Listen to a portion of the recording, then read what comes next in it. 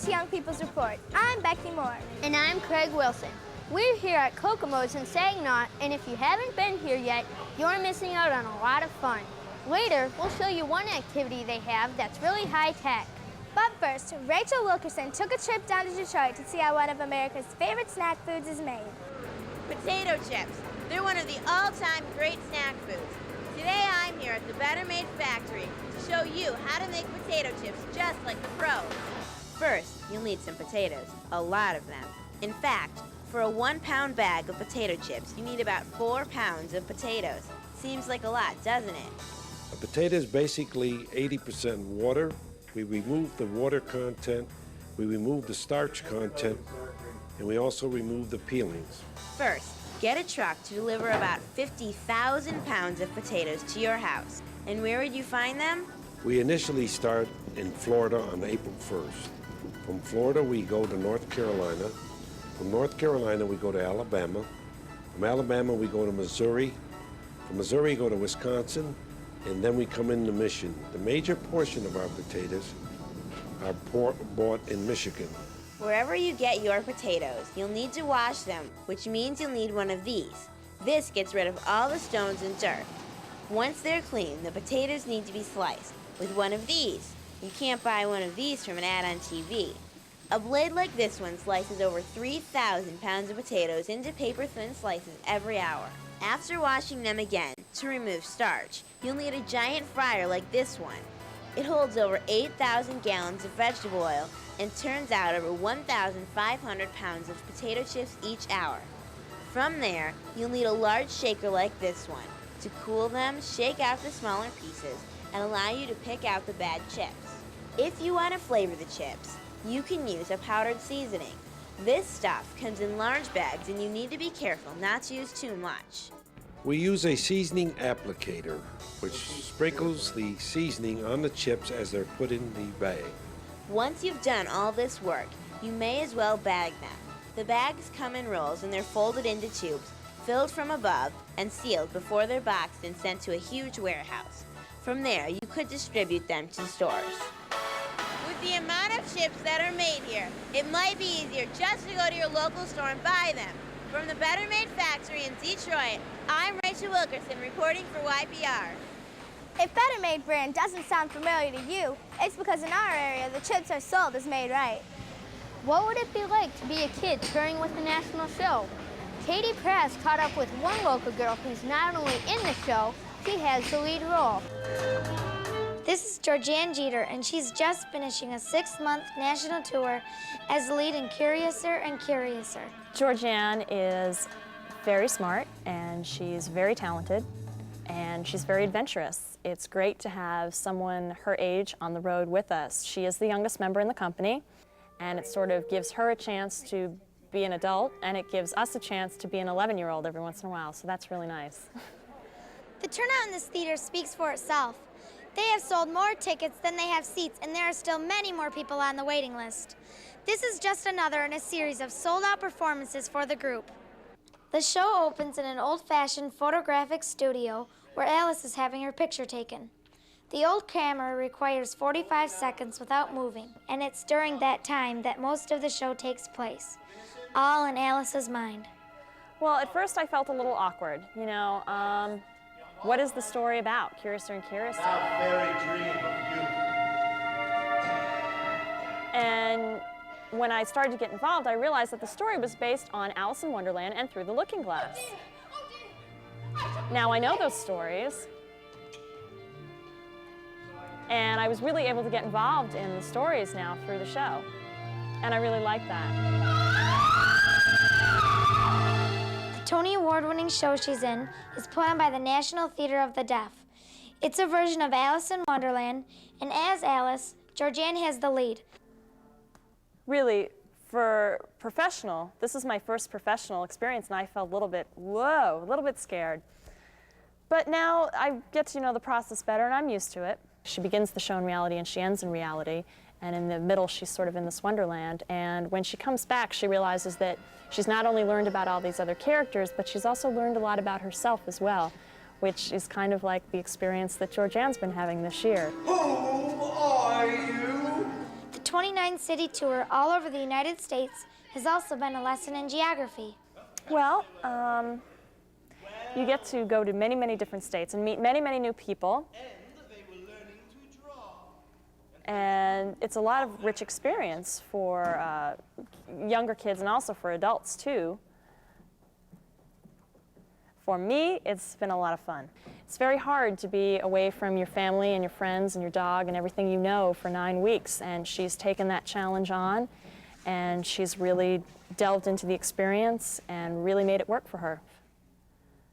I want to finish school, go to college, and have a career that includes theater. That's on my list. I have a long list. And with her talents and dedication, there's nothing on that list she can't do. In Farmington Hills, I'm Katie Prast, reporting for YPR. Jan is a student at the Michigan School for the Deaf in Flint and will return there after her national tour has finished. We have to take a break, but don't go anywhere. We have a lot more to come on YPR.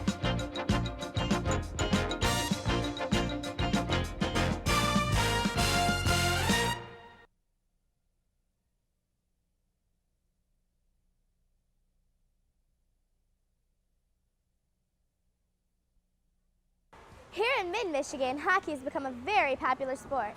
So popular that in some areas there's a waiting list to join a league. Dean Holden spent some time with one team to see what all the excitement's about. These kids are part of a growing trend, ice hockey. In some areas, there are long waiting lists to get on a team.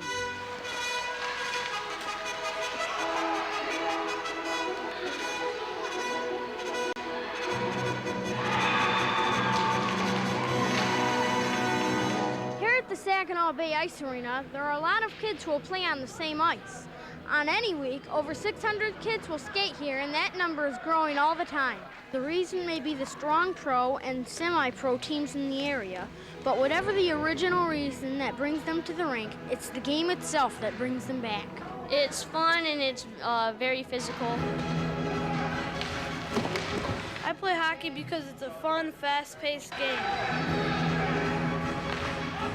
I like watching the pros, and I want to play in the pros and win the Stanley Cup.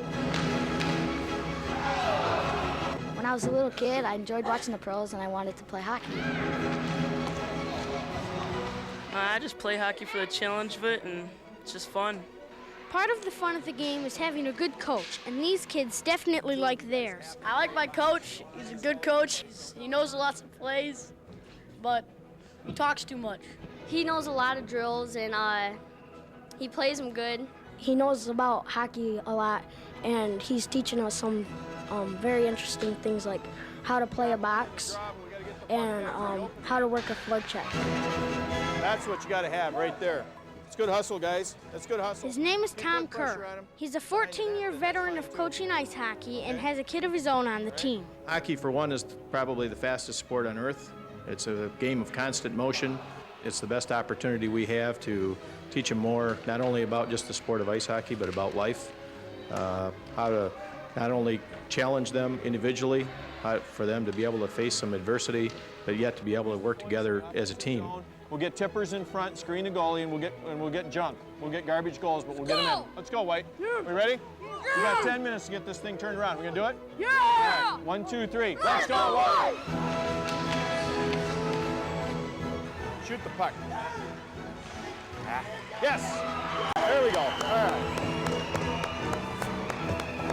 Now we're just going to outwork them. We got to outwork them the rest of the third period. Let's go. We're going to outwork them. The excitement is not only on the ice. Hockey is the best sport there is. It's very fun. It's very exciting.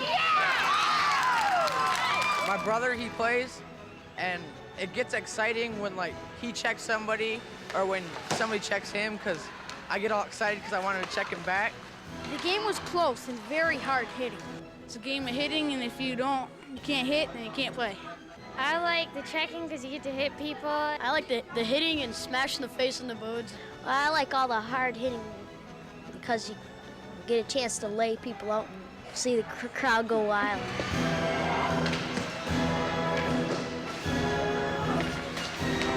Those figure skaters don't think hockey is a real good game, but a lot of the boys at our school really love to enjoy hockey and like the roughness and hitting and all that stuff.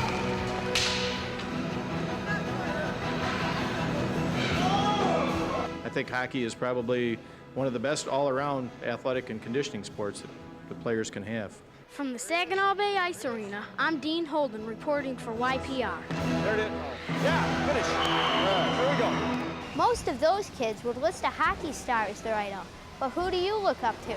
We asked some local kids who their heroes were in our YPR Question of the Week. My hero is my grandma because she taught me how to sew when I couldn't. My hero is my dad because he does a lot of things with me and he taught me to do a lot of things. My hero is Neil Armstrong because he was the first man to walk on the moon. My stepdad because when my dad died, he came and took care of us. My hero is my brother because he saved me and my mother from a burning building. My hero is Rudy Delgado because he saved me from drowning when I was swimming out to a raft. My hero is my parents because they taught me a lot of things in life to keep me going. My hero is Jesus because he died for our sins and he loves us. My hero is Harriet Tubman, and because she fought hard against slavery. My hero is my dad because he taught me a lot of stuff and how to do different things, and I think that's really special. My hero is my dad because he saved us from a burning house. My hero is the doctor that saved my grandma's life from 2 heart attacks. If you have a suggestion for Question of the Week or a story idea for YPR, drop us a line. Our address is Young People's Report, WEYI TV, P.O. Box 250, Clio, Michigan, 48420. You can also call, send us a fax, or email us. You never know, you could be our next story. We have to take another break, but when we come back, we'll show you a safe way to have fun with the laser. Don't go away.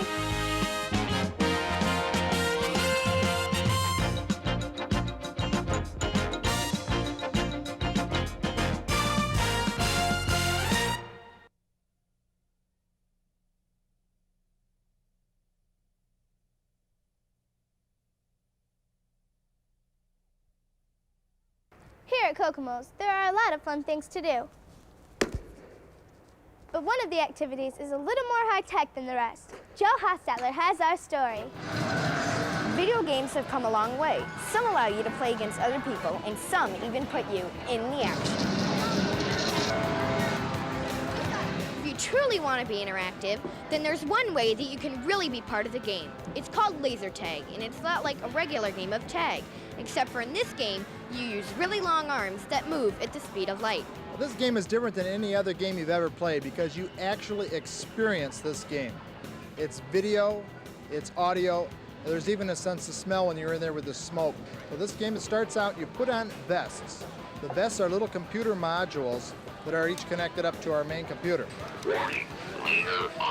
There are 6 areas on the vest that can be hit. When the vest is hit, it vibrates, and the vest goes off for 5 seconds. Then the participants back in the game again can shoot. I think it's very awesome because you get to run around and have fun. The arcade games, you just stand still and you don't really get to move around like you do in laser tag. You get to hide on people, and if somebody finds you, they scream. I think the laser tag is really fun because you gotta run around and it glows in the dark. I liked sneaking up behind people and shooting them, and I really lost, so I didn't really shoot that many people. From Kokomo's Family Fun Center, I'm Joe Hostetler reporting for YPR. If you've played laser tag before, you should know that the game here is different, but you'll have to play it to find out how. If you'd rather be part of the crowd instead of the action, you're not alone. Millions of kids across America are drawn to an event that some call a sport and others call entertainment. Brandon Bartkowiak has our story. Diamond Dallas Page, Glacier, Prince Iokea. If those names mean anything to you, you know I'm talking about WCW Wrestling.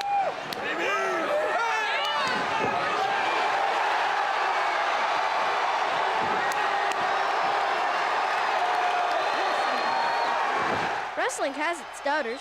Some say it's all fake, and some fans disagree.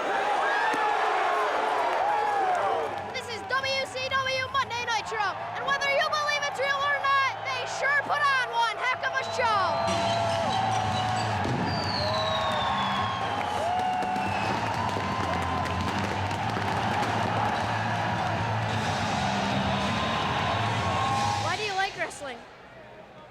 funny when they beat up on each other. It may be fake, but it still looks stupid. I think it's funny and entertaining. I wrestle for my school, and it's not as brutal as things here. Well, I just think it's real exciting and all the moves they do and everything. The kids may all love wrestling, but do they want to be the future stars? Yeah, because it'd be good to be wrestling with other people. You get paid a lot of money. I don't think I'm gonna be able to take them guys. I can't even take not even half of the ones, any one of them. Too small. I couldn't win. I'm small and I could be a wrestler. You'd lose. And what does it take for a kid to get into this? Keep eating right, get a lot of rest, exercise, listen to your mom and dad, let them guide you the right way. You're talking about athletic ability, you're talking about persistence, you're talking about a lot of other things, and I just can't get into it right now. The reason I'm the greatest wrestler in the world is because I'm a natural. But if you're thinking this is for you, Roddy Piper has some thoughts. Set your sights high as you can. Be whatever you want to be, astronaut. Man, I'd love to be an astronaut, jet fighter pilot. I'd be the best. But fighting, you know, fighting is probably the dumbest way to make a living I can think of.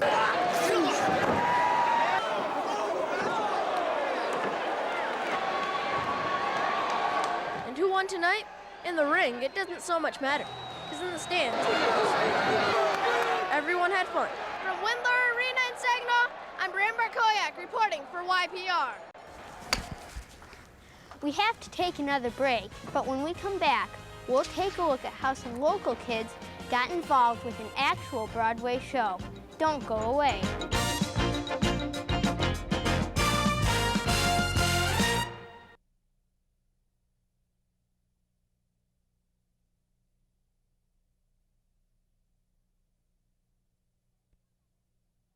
When a show by Andrew Lloyd Webber comes to town, it doesn't take long for the tickets to sell out. Some local kids got the best seats in the house because they actually sat on the stage as part of the show. Jenny Tijerina has their story. This is the Saginaw Civic Center's Heritage Theater, and it's opening night for the Broadway musical Joseph and the Amazing Technicolor Dreamcoat. The cast includes 30 local kids, and their story takes us back a few weeks.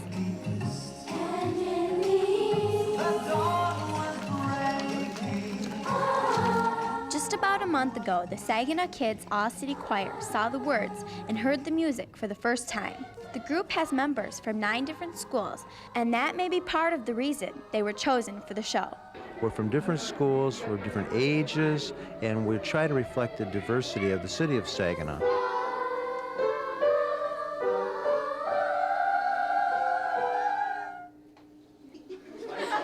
The music didn't always sound right at rehearsal.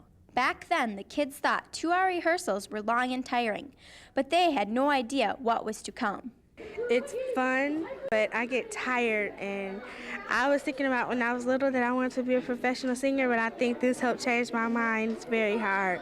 It's the largest thing we've ever undertaken. It's a lot of intense rehearsal time, and I knew they could do it, or I wouldn't have said that we could. It was only a few rehearsals ago that these kids saw their lines for the first time. Now it's the week of the show, and they're in the final stages of getting ready for opening night. That means rehearsals that are 5 hours long, working with the people from the show who would take them the rest of the way. 1, 2, 3, that's better. In Saginaw, that person is Tom French. I get new kids every 4 days, and you form attachments to them, and you get close to them and form friendships, and then you have to go away. It's really hard. While leaving may be hard, he has a lot of fun with the kids while he's there. Like when he noticed that the choir was starting to sing a little too early. All of you, every single solitary one of you, go, you hear this and you go, there's one more angel in heaven. You've one more verse of the song first. You better sing it first, 'cause the orchestra will be up front of you and you will look like jerks. I just made that up. Through the process, the kids have learned and grown a lot. I think that the kids in the choir are coming more together, than they used to be, and they're talking more and they're more active. I've learned that you need self-control and, you know, being on the stage and in the spotlight, I mean, you can't goof off, you know, during a performance or anything like this. It's a good experience for all of us. We learned a lot about this, and we learned a lot about the Bible along with it. The show itself is taken from an old story. In fact, it's a Bible story taken from the last 13 chapters of Genesis. Back in 1967, kids at the St. Paul's School in England performed the show. The show grew through the years and was eventually rewritten and staged by Andrew Lloyd Webber as his first musical.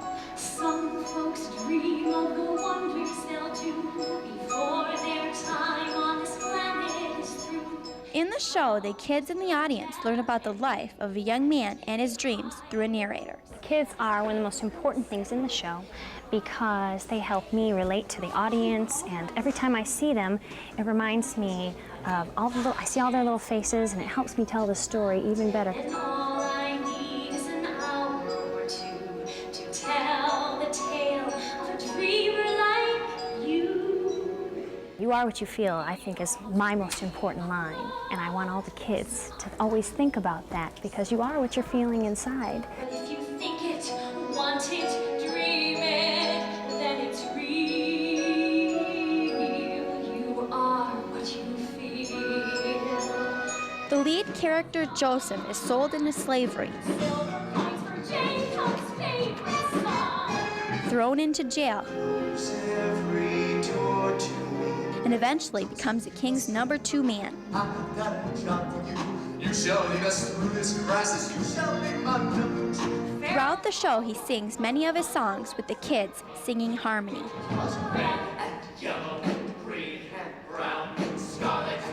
The kids actually sing in 21 different songs, so they're on stage throughout the show.